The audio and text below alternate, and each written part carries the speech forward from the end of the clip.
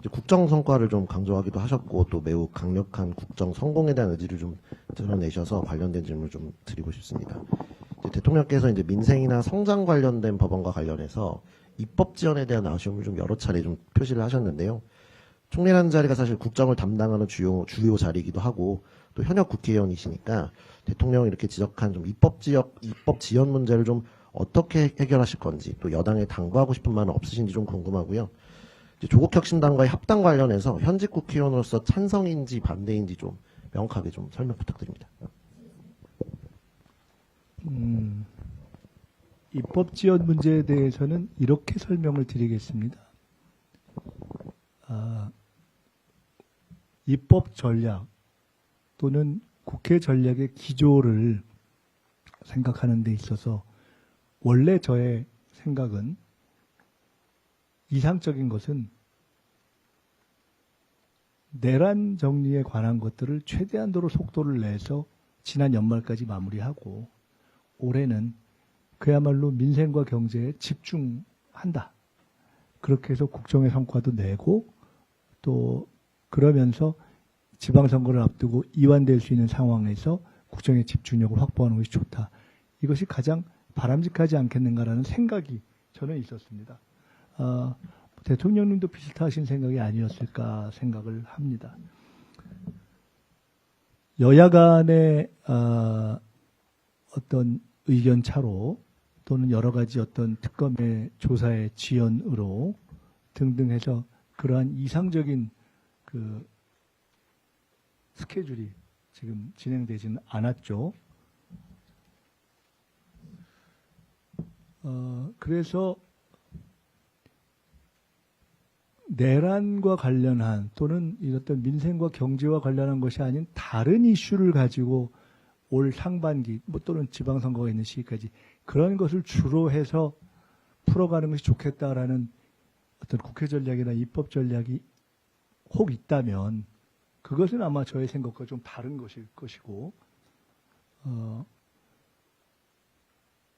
지금 현재 객관적으로 결과된 입법 지연이 존재하는 것은 사실이고 그에 대한 안타까움이 있고 그것은 주로는 어떤 여야 간의 조율이 잘 안 되고 여러 가지가 지연돼서 생긴 문제일 것으로 생각을 합니다. 아까 제가 말씀드렸던 입법 전략 자체가 다른 것이 영향을 미쳤는지에 대해서는 제가 판단하기 어렵습니다. 합당 문제와 관련해서는 제가 말씀드렸지만은 아마 민주당 내에서 조국당과 합당, 더 정확한 표현으로는 조국 대표 및 조국당에 참여하신 의원님들이 민주당이라는 틀 안에서 정치를 하는 것이 좋지 않겠는가라는 생각을 가장 오래전부터 가장 내놓고 주장한 사람 중에 하나가 저일 겁니다. 왜냐하면은 저는 원칙적인 민주대통합론자고 그리고 조국 대표나 조국당의 구성원들이 민주당이 아닌 다른 정당에서 활동을 할 만큼 강령적 정치적 차이가 있는지 잘 모르겠고 길게 보아서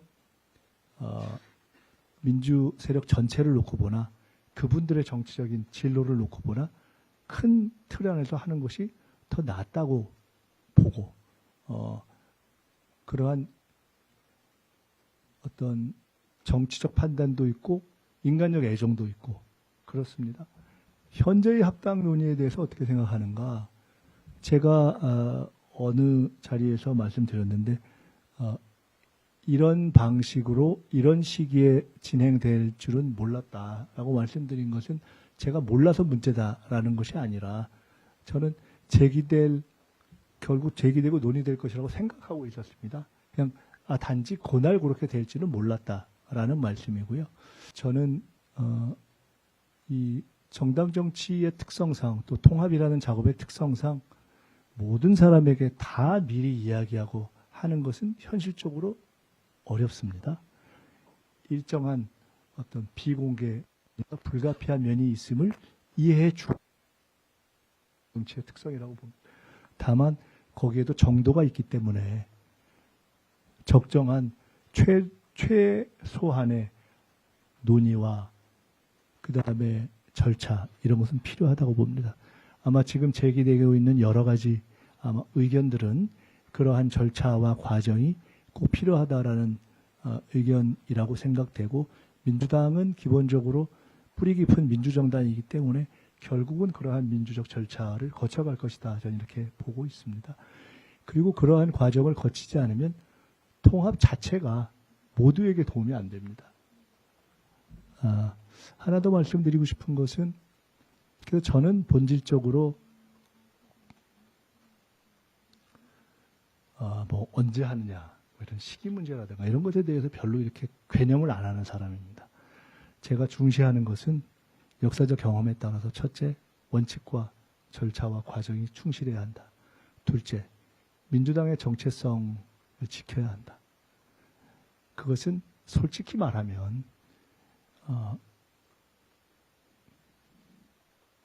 합당이라는 이름으로 표현되지만 실제로는 정치적 실체로 보나 의원들의 숫자로 보나 당원들의 숫자로 보나 어떤 정치적인 결집에 있어서 함께하는 분들을 존중하는 자세는 취하되, 그러나 궁극적으로는 민주당을 더 크게 하고 외연을 넓히는 것으로서 의미가 있는 것이지, 민주당의 근본 정체성을 변경시키거나 명칭을 변경하거나 하는 것으로서의 의미는 없을 뿐만 아니라 그래서는 안 된다고 저는 봅니다.